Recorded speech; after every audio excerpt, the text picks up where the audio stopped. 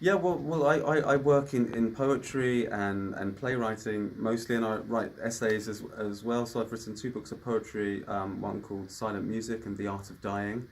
In The Art of Dying, I've got a sequence of poems called the Talking Tree Alphabet, which refer to the Celtic tree alphabet or the Ogham. And I've also written a book called The Hidden World of Poetry, Unraveling Celtic Mythology and Contemporary Irish Poetry, and that looks at 16 different poems by leading contemporary Irish poets, Seamus Heaney, Paul Muldoon, Ivan Boland, Nuala Nagonal, Mary O'Malley, Elaine Cullihan, and others.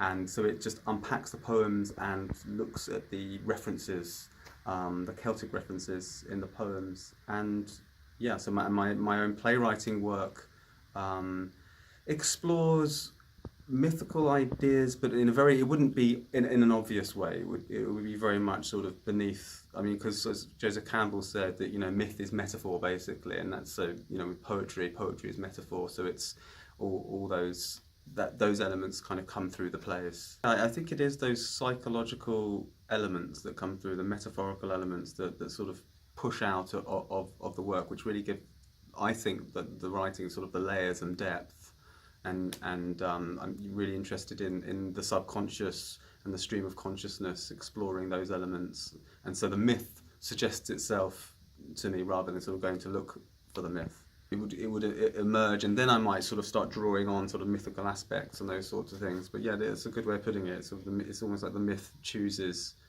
the subject, chooses the piece, whatever it is, and then it's about being honest and following that through.